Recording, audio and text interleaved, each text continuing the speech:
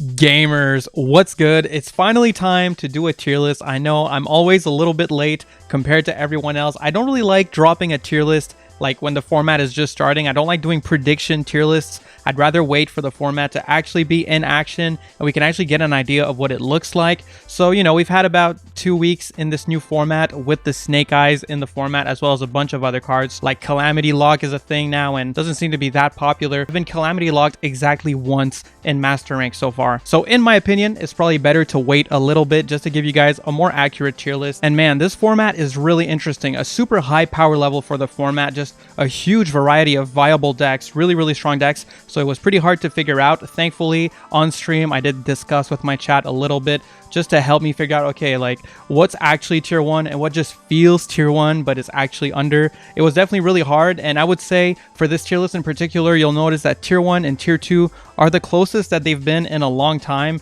Like we were actually discussing maybe doing tier 1.5 instead of tier 2. So I'm just letting you guys know in advance, it was not easy to pin down what is actually the best decks. Definitely want to hear what you guys think in the comments after the video. But before we get into that, I need to thank the sponsor of this video, Into the AM. Into the AM is a brand that focuses on providing premium, high-quality clothes, such as the shirt I'm wearing right now. This design is really cool. I like the comfy, loose fit of the shirts, and they also have a really low cut, which I love. If you take a look at their website, they have a bunch of really nice-looking designs, inspired by sci-fi, vaporwave, Japanese culture, among many other inspirations. I'm a really big fan of this back print, like vaporwavy geisha design, so don't be surprised if you see me pop up on stream with one of these. Oh, and I really like this man on the moon too. He glows in the dark. They also have some really slick basic tees you can use to match pretty much any outfit. I might not seem like the type, but I actually do care about color coordination for my outfits and stuff like that. So I really like these shirts as well. And what's cool is you can take advantage of their bundles right now. So you can get 3 of these graphic style tees for $60, or you can get 3 basic tees for $50. And what's even better yet is you can get an additional 10% off by using my link in the description, all while supporting the channel. So don't forget to click the link in the description, and thanks again to Into the AM for sponsoring this video. So the first thing that we do with our tier lists, we always put the best deck first. I know a lot of people like to drum roll, what's going to be the best deck? You guys already know what it is, and it's Snake Eyes, dude. This deck came into the scene and it's crazy. This deck is absolutely insane. I mean, the grind game that this deck has is really crazy. It can set up a way to play safely around Nibiru just by leaving Flamberge on the field, so that if your opponent ends up going for Nibiru, well, you get your Flamberge effect from the grave. You get to summon 2 Snake Eyes from the grave and just keep comboing off. It has a lot of flexibility. The ceiling is not the highest thing ever for this deck. Like most of the time, your board is not the most oppressive thing ever. It's more so just how many different plays and different interruptions this deck can set up from different places. Like for example, they'll often have like a Baron de Fleur, and they'll have access to Appaloosa from an IP that they brought back with Flamberge on your turn, and then they can also get a pop off of Promethean Princess in the grave. It can make it really hard to break their board or to get through for lethal. And in the grind game, you're not really beating this deck because they just have so much recursion and they generate so much advantage so quickly. Really feels similar to when Sprite came out and that deck was just generating like infinite advantage compared to everything else. So yeah, in a format that was dominated by Branded for its insane grind game and recursion, this deck is coming in and kind of going like, hold on, I got grind game, I got recursion, I'm the big dog. But with that being said, that doesn't mean Branded is not also top tier. Like, let's be real here. It's a real discussion. This deck is still just insane. As you guys know from my last tier list, if you watched it, I think this deck was the best deck in the game last format. And even in this format, like, I wouldn't blame you if you said this was the best deck. I could totally get it. Still has an insane recursion, still has an insane grind game. I think this deck is just perfectly suited for a best of 1 format.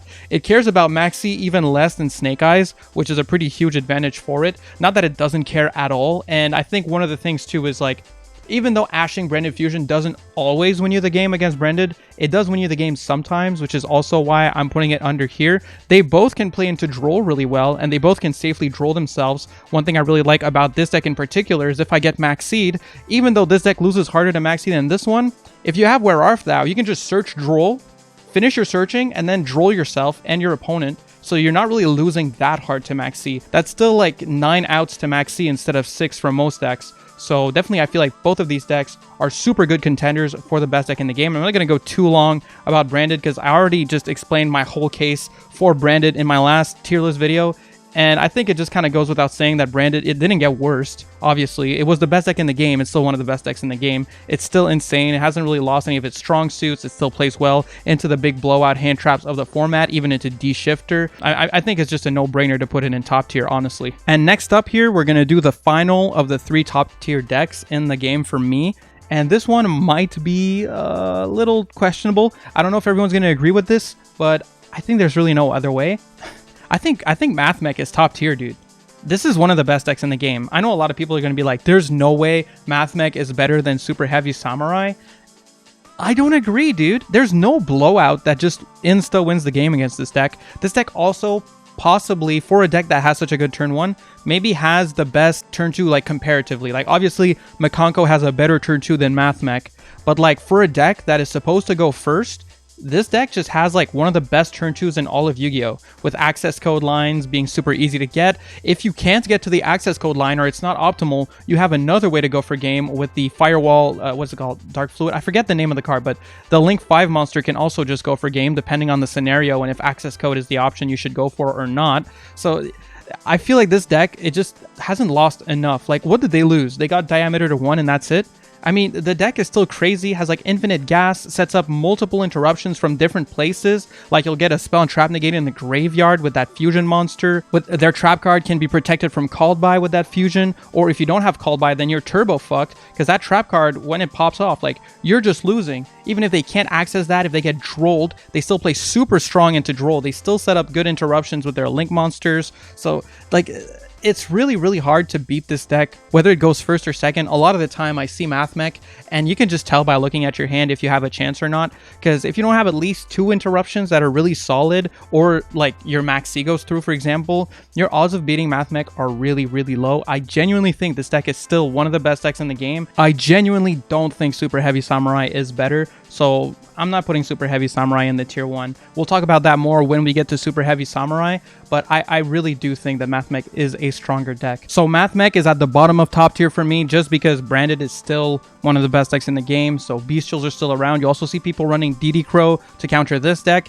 and yes, those graveyard interruptions are still good against MathMech. They're not game winning, not always at least, but they can be in certain scenarios. I do think MathMech has a better going second turn than either of these decks, but definitely not as good of a grind game. These decks are the grind game kings. They just have the most insane grind game. There's only really one deck that has a grind game that's nearly as good. We'll talk about that later. Let's get into the next one here. So I'm going to go for the top of Rogue. I think Makonko has gotten significantly better this format. I still think it's just a Rogue deck because it's mostly just like a go second, draw the out, and face the right kind of type of deck, you know? Like it's not, this isn't an end-all be-all type of deck.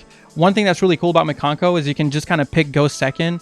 And if you don't have any hand traps, you know, you can watch like a YouTube video or something if you're facing like this deck in particular. And then on your turn, you know, you'll go like Lava Golem. You don't care about targeting. And this deck, that's all it does is target. So you just, you know, just basically go for game super quickly. So I think that's really the reason this deck is up here. The main reason that I can't put it above Rogue is because it still doesn't do too great into like big negate boards. And as you'll see later in this tier list, there are still a lot of super popular decks in the format that are setting up insane negate boards. All right, so that's about all I have to say for Makonko. Now let's talk about what I think is the best tier 3 deck. And this one, it might be very debatable where you would put it. My logic for this, and we're talking about tier limit by the way, my logic for putting it at top of tier 3, while this deck is still very relevant and you see it a lot in ladder, it's still very high rolly. A lot of the time I've seen tier players just not get super good rolls on their mills and stuff like that, and they end up setting up less than they would have if they were just playing like the pure variant of whatever deck they're playing. Speaking of which, another reason that it's kind of hard to rate tier is because it's mostly an engine that you see in a bunch of different decks. Like you see it a lot in Manium, I've seen it with Kashtira, and it's not the only way to play those decks, so I have a really hard time classifying tier. Pretty much no one is playing it pure, but I don't want to have a bunch of different variants of tier like hybrids in my list. So I'm going to put it at the top of 3, mostly because it's high rolly and it seems not like the most consistent thing ever, at least from what I've seen. Definitely when it pops off, it's the most terrifying thing in this game. And tier, similar to these two, has an insane grind game, and tier will give an insane grind game to pretty much any deck that you throw it in, just because, well, you know, the recursion of resources with tier is just ridiculous, right? But it is a bit high rolly, it is a bit inconsistent, not crazy inconsistent or anything, and usually you throw it into a deck that's already quite consistent at doing what it has to do. But, you know, I was testing this a bit with Manium, and Manium definitely has to do some pretty big sacrifices to be able to play this tier stuff. At first, I was going to put it up here. Like, I was going to say it was the best way to play Manium, but after testing it a bit, I'm realizing that it definitely has its downsides. So I'm going to put it here. I haven't put tier in a tier list in a while, and I definitely think tier limit right now is very strong. I just don't think Tiara Mint is strongest. Anyway, let's do Kashtira. I think Kashtira also got a lot better. I definitely wouldn't put Kashtira up here. It's still not the most consistent deck. Also, they only have one Fenrir and one Birth, which makes the deck a lot worse, actually. But they can run a lot of other engines, for example, Tyr, for example, Zodiac. There's a lot of things that can help Kashtira be better. And the main reason it's even on the list is because this deck kind of eats up Snake Eyes. Problem being, there's other decks in the format that don't struggle nearly as much with Kashtira. So Kashtira, because the most popular deck in the game right now is Snake Eyes, will see a lot more success, and I wouldn't be surprised if you can make it to Master 1 pretty easily playing Kashtira just from summoning a Rice Heart. A Rice Heart and Shifter both just completely shit on this deck. That's like one of the biggest weaknesses of this deck is Dimensional Shifter. Shifter's at 2, so it's not like the biggest thing in the world. But you'll definitely, if you see this deck and they set up their Rice Heart, it's very likely that you just don't have a way to play through it unless you drew your Imperm or something like that. It can be really, really hard for Snake Eyes to play into that. Now, it's not impossible, mind you. I mean, I run the Lyrilusk XCs with the Zeus in the deck, and if you can land 2 level 1 monsters on the field, go into your XCs, swing directly, and just make a Zeus, you can definitely clear the board. You know, Kashtira not really setting up much negates. So I'm not saying it's like an impossible matchup. I just think Kashtira has a really favorable matchup into Snake Eyes, which is why I think it deserves a spot on the list. Now, let's talk about a weird one, a deck that I almost thought was tier 1, to be honest, and one of the reasons I considered even making a tier 1.5. I think this deck, I don't know if I'm overrating it or if other people are underrating it, but I think Labyrinth is like insane. Top of tier 2 for me. I think this deck is just so damn good.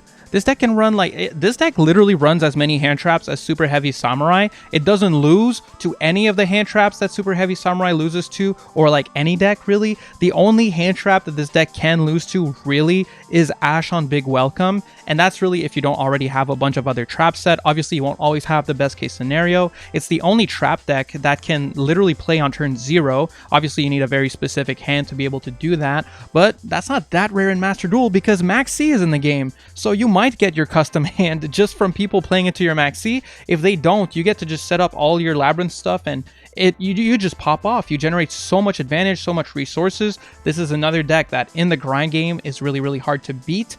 And I was hearing some people tell me, yeah, but what do they do against this deck here? You know, you don't want to pop the Flamberge. Like, how do you beat Snake Eyes? But Labyrinth does have a card that completely shits on Snake Eyes. It's Daruma Cannon, and it's very searchable in Engine. So, like, I don't know. I think this deck, I don't think it's slept on because it's super popular. It's one of the decks I see the most in Master Rank. So that definitely says something. Like, I really wanted to put this in tier 1.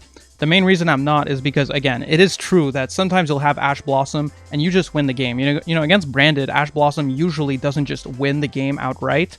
Against this deck, Ash oftentimes will win you the game or make the game so much easier that it's like, you know, you have to like misplay to lose at that point. So definitely, I still think this deck is not like invincible or anything like that, but being able to run that many hand traps, being able to run those floodgates, and just having insane trap cards and being able to play traps on turn 0. And you know what? While we're up here, let's just address the elephant in the room.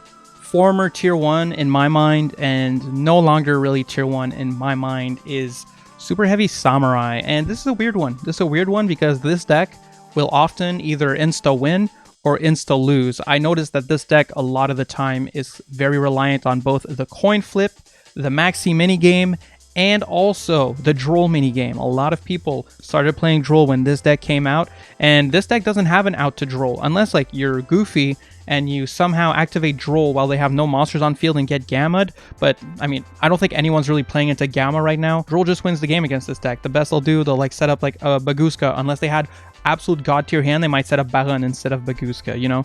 Like, they really hard lose to Droll, more so than pretty much any deck in this game, or at least for the amount of outs they have, because you have to think, this deck has 0 outs to Droll, you know? Most decks have at least like the called by and the cross out. This deck doesn't even have that. It has nothing to play into Droll. Really, really bad against that card. And Maxi, they have 3 outs to Maxi. Every other deck has minimum 6 outs to Maxi. You know, you have your 3 Ash, you have your 2 called by, and your 1 cross out. You can't play cross out and call by in this deck. So, like, I've seen some people play Prohibition, but if they go Prohibition, activate, like, Prohibition Maxi, you could just chain Maxi.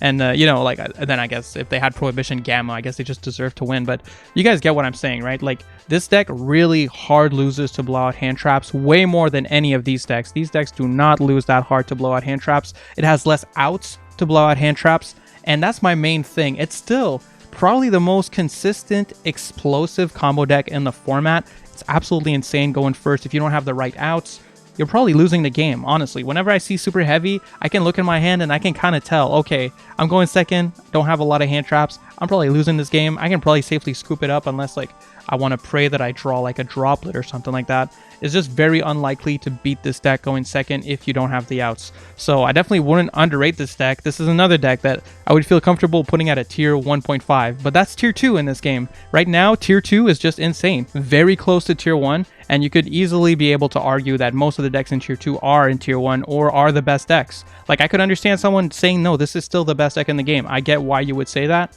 It's just like my impression from having played the deck and played against the deck is that it's a very coin flip reliant deck. I also want to point out this deck is not great at going second. It might seem really good at going second because of all the searching it does and all the gas it has, but realistically, if you deal with the Wakaushi and you deal with their normal summon, it's very, very hard for this deck to keep summoning monsters, you know, because usually they'll rely on their equip mechanic. So oftentimes, if going first, you set up like 2 removals, especially if one of your removals doesn't destroy, but it like bounces or shuffles back into the deck, like an IP Masquerena into Unicorn, for example. Like, shuffling back into the deck their Soul Piercer is insane. And then, like, if you pop their Wakaushi, what are they doing? Like, they need Stealthy in hand to keep playing, or a second copy of Waka to be able to scale up and maybe Pendulum summon something. Like, really hard for this deck to go second overall, I would say. So yeah, in my opinion, not tier 1, but very, very close. Still an insane deck. I know I talked a lot of shit about this deck, but I definitely don't think it's not broken. It's clearly broken. But this is the one time where I'll say Maxi and Droll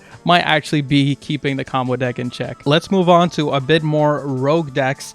So let's talk about Rogue a little bit. There's a lot of Rogue decks this format. Rogue for me is decks that can make it to Master 1, just a bit more challenging than these over here. You know, Mikanko is a good example. It's anti-meta, you know. Some of them are not even anti-meta. They're just really solid, kind of similar decks to Super Heavy Samurai. So in that category, I would have TG be right under Mikanko, and then under TG, I'd put Infernobles. These are 2 new, really strong combo decks. Obviously, going first, their ceiling is quite high. I'll say the TG ceiling is a bit higher. What this deck sets up essentially is like a Omni Negate and 3 spell/trap negates. Well, 2 spell/trap negates and 1 spell negate on resolution that can negate like super poly and stuff like that. So definitely Infernoble has a really strong ceiling. It's a really good combo deck. The one thing about Infernoble, even though Snake Eyes gives it more consistency, you can just brick on like the multiple equip spells that you're running. Usually you won't, because a lot of your equip spells are searchers, so like you shouldn't really be breaking on that stuff. It also doesn't have as much space for hand traps and staples as far as I've seen compared to a lot of other decks. It's still like insane, don't get me wrong. Like, every deck in Rogue is super crazy. Like, every deck in this list is crazy. It's just not quite on the level of these decks in my opinion, and I think TG's better. TG has a greater combo, I would say, also a bit more flexible. Of course, TG does just kind of crumble to an Imperm if you Imperm the Dragonar or Valor it. Now, they can make Dragonar under Elf, which can make it pretty tough for you, so, you know, you won't necessarily be able to do that. It really depends. So I definitely think this deck just overall has a better combo, better ceiling. I think this deck makes a bit better use of the Snake Eye cards, even though both of these decks make great use of the Wanted engine overall. I like TG more, okay? I like TG more. I'm TG pilled. I'm going to learn this deck. I really have to. This deck is awesome. To be honest with you, I haven't seen them even once in Master Rank, so I'm more so basing it off of the gameplay I've seen from like my viewers that built the deck and showed me some replays and stuff like that. That's more so what I'm basing it off of. So it's a little bit hard to say, but I definitely feel like they're at least rogue contenders because they have insane combos, good consistency thanks to the wanted engine, etc, etc. But both can crumble into interruption, which this deck won't. Like these decks can crumble into like Imperm. This deck will never crumble into Imperm, for example. All right, next up here, let's do a deck that you can never sleep on, that you can never forget, could be waiting for you, and that's Vanquish Soul. I think Vanquish Soul is in a similar place as Kashtira. I would probably put it above Kashtira because it is a better deck. I almost want to put it above tier. It's kind of tough for me. The main reason that it's even in tier 3 and not higher is that this deck doesn't have the best consistency. It does play really well into a lot of the blowout hand traps. It doesn't care very much about max C, because if you get max C, you know, you can just do your summoning on your opponent's turn thanks to the monsters that tag out, as well as your link monster. So you get max seed, you go, okay, I'll make a link 1, and you know, I'll set a card or 2, and I'll just pass turn to you, and I'll just do my combo on your turn instead. And if you get drolled, well, it's same difference. If you get drolled, it's like, oh, okay, so I'll do all my searching on your turn instead. I'll still get interruption. I'll still put up big bodies, you know, and it's a very resilient deck into big blowout cards. But this deck crumbles pretty hard, at least sometimes, to smaller hand traps such as Ash, such as Imperm. Like a well-placed Imperm against this deck sometimes will just straight up win the game. It's very hand dependent. Of course, this is probably one of the most hand dependent meta decks in the game, but I still think it's meta, just not quite on the level of these decks over here. I still think it's an incredibly good deck. On paper especially, it doesn't care as much about a lot of the big blowout cards, doesn't care about like big board wipes, doesn't care about none of that stuff, and it can play D-Shifter, which, you know, puts it, you know, alongside this deck as a shifter deck, which is really good into Snake Eyes format. Just not the most consistent deck, similar to Cash actually. And next up here, let's go for, you know what, let's just do Gold Pride really quickly. I think Gold Pride is like about Rogue. I know Gold Pride better than these two, and I know what Gold Pride does, so I'm almost inclined to put it above them. But at the same time, I think Gold Pride just isn't doing enough really into Snake Eyes format. Like the main thing this deck really has going for it is that you could snatch the Flamberge with your Baller Fusion, you know, because it just grabs it and puts it in the back row, so you would not trigger the Flamberge, which is really good. So for the Gold Pride Punk stuff, it's definitely not a bad pick. Also, being able to bounce cards, that could definitely interrupt enough that you would win against this deck. I just think the power level of this format is a bit too high, and honestly, Gold Pride is so bad at going second, at least from my experience. Like, it's such a hand dependent situation to go second with this deck, and you really don't want to get stuck in the grind game against this deck here. So having a substandard going second hand into like Snake Eyes is really not an option, because you're going to get stuck in the grind game against one of the best grind games in Yu-Gi-Oh! Even the ceiling is lower, you know, like obviously the turn 1 board of both Infernoble and TG is better than the Gold Pride Punk turn 1 board. Next up here, let's do Sword Soul. I mean, Sword Soul to me is always going to be Rogue. Maybe not always, but it still feels like just that deck. I definitely think it's above this one. Definitely. It's definitely way more consistent than this deck, that's for sure.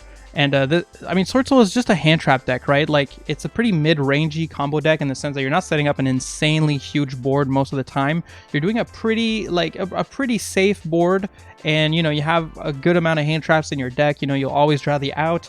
Usually, this deck just kind of creeps up on the tier list because you'll still see it in Master. You'll still get blown out by just the correct hand trap being drawn by a Sword Soul player. The Blackout is still a really good card, even now, even in a format with Flamberge. Obviously, you don't want to pop Flamberge with Blackout, but just popping the other cards that Flamberge can make use of can make it pretty hard for your opponent, on top of the Baron negate and like the Shishao negate, you know? It's nothing too crazy, and obviously that's not the only Sword Soul board. I might be oversimplifying. I'm sure a very smart Sword Soul player will tell me in the comments why Sword Soul is actually tier 1 this format. But I definitely think it's at least Rogue. Like, you just can't sleep on Sword Soul. It's always there, you know? It's a looming threat. All right, last tier 2 deck I want to put on the list here. And this was also a deck that I felt could almost be tier 1. So again, everything in tier 2, insane, right? We have Manium. I think Manium is still worse than Super Heavy Samurai. I really wasn't sure last tier list, but now I do have a better idea. The thing is, yes, this deck does have more outs to Max C and big blowout hand traps. It also plays a bit better into Droll. The one thing is, you get stuck into grind games a lot this format because of decks like Branded, like this deck here, like Labyrinth, and Super Heavy Samurai does a lot better in the grind game than Manium, just because like there's so many insane top decks in Super Heavy Samurai, whereas this deck, you know, in the grind game, if you're stuck top decking, you're not feeling too good about it. It also doesn't have the greatest consistency. Not to say that Manium is inconsistent. That's not what I'm saying. But it's definitely not consistency on the level of Math Mech, of Super Heavy Samurai, of Snake Eyes. It's not on that level of consistency. Manium can get some really bad hands or some really middling hands that are combo, but are not combo like into one interruption. And you're almost always playing into at least one hand trap in Master Rank, at least. Almost always, right? Obviously, this deck can play through a lot of interruption with the right hand, but you know, when you get a hand with a bunch of hand traps, and like a Visa Starfrost, and you have to like normal Ash, pop Ash, summon the Visas, go into your Scareclaw Lightheart, and you're just relying on that one line of Scareclaw to even get into some combos. Like one Imperm does you in, you know, one Ash does you in, you lose the game. So, you know, it's not the most consistent. I really think once we get Samsara, this deck will be unquestionably up here. But I think until then, we just kind of have to be honest with ourselves. Even though it's a really good deck, I think it's still not the most consistent strategy. And finally here, let's do Dinos.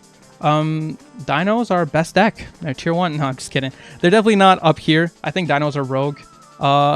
Man, the support made them so much better. It made them so much better. They're up here, bro. Best rogue deck, dude. Best rogue deck, dude. Trust me. Check the Xeno build, dude. Check the Xeno build, okay? Obviously, if you're playing the scrap build, you're gonna get bricks all the time. You're gonna lose all the time. You're gonna be upset. You're gonna be like, oh man, Dinos are dog shit. But if you play the Xeno build though, or hell, if you decide to, you know, just be crazy and play the Calamity build or something, oh my god, dude. Dinos are insane. Mikako might be a little bit better, but dude, Xenoground really made Dinos crazy though. Like, I'm serious, dude. Check out the I'll put the deck list in the end card, bro. You guys gotta check it out, bro. I promise, dude. It's insane. All right, that's gonna be it for my tier list, dude. Thank you guys so much for checking out the video. Don't forget to sub. We're trying to get to 20,000 subscribers by my birthday on March 6th. We're like 800 away, so we might actually make it. Copium, not copium, we'll see. Let me know in the comments, you know, what are the L takes? What are the good takes? Am I crazy? Am I out of my mind? Let me know. All right, peace.